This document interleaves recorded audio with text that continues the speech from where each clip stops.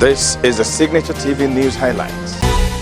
Following the violent trend of EndSARS protest, Governor Babajide Sanwo-Olu of Lagos State has imposed a 24-hour curfew in the state. Sanwo-Olu's statement read, "I have watched with shock how what began as peaceful EndSARS protest has degenerated into a monster that is threatening the well-being of our society. Lives and limbs have been lost as criminal elements and miscreants are now hiding under the umbrella of this protest to unleash mayhem on our state. As a government that is alive to its responsibility and has shown commitment to the movement EndSARS, we will not watch and allow anarchy in our dear state. I therefore hereby impose a 24-hour curfew on all parts of the state as from 4 p.m. today, 28th October 2020.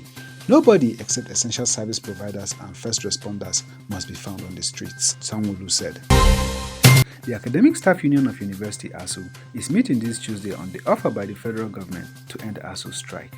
The federal government had in a meeting last week made an offer to the union to suspend its 7-month-old strike. In the meeting, the government offered to do the following: release of 30 out of 40 billion naira demanded by ASUU as earned academic allowances EAA before November 6, 2020.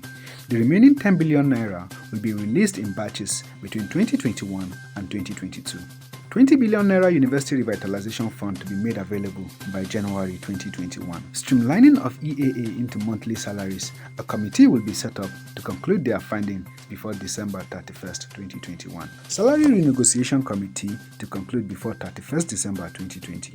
UTAS to replace IPPIS for university workers and payment of withheld salaries. But as required by ASUU rules, branches are expected to meet and vote on the government offer. Zonal leaders will harmonize the resolution, which will be presented to government on Wednesday. The federal government says it has offered free business registration for 250,000 micro, small and medium-scale enterprises (MSMEs) nationwide under its recently launched Survival Fund scheme. The Minister of State for Industry, Trade and Investment, Mariam Katagun, disclosed this in an interview with the News Agency of Nigeria on Monday in Abuja. According to the minister, President Muhammadu Buhari's administration had announced specific programs aimed at cushioning the impact of COVID-19 on MSME businesses. The national leader of the All Progressive Congress (APC), Asiwaju Bola Ahmed Tinubu, has appealed to the Nigerian youths who are spearheading the EndSARS protest to give the federal government the opportunity to address their demands. In a release personally signed by Tinubu, he pleaded with the youths to call off the protest and give government a chance to implement their demands.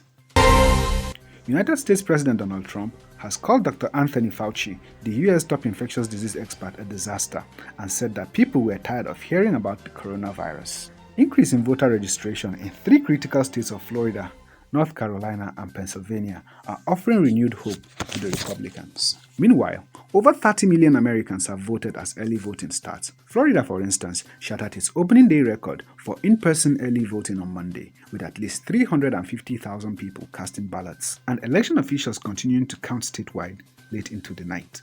The trend continues a record-setting pace in the battleground state that is viewed as a must-win for President Donald Trump. Voting by mail, which started earlier this month, racked up more than 2.5 million ballots headed into Monday, more than double the 1.2 million during the same time frame in 2016. This is the Signature TV News Highlights. For details, visit www.signaturetv.org. Signaturetv.org. News in your pocket.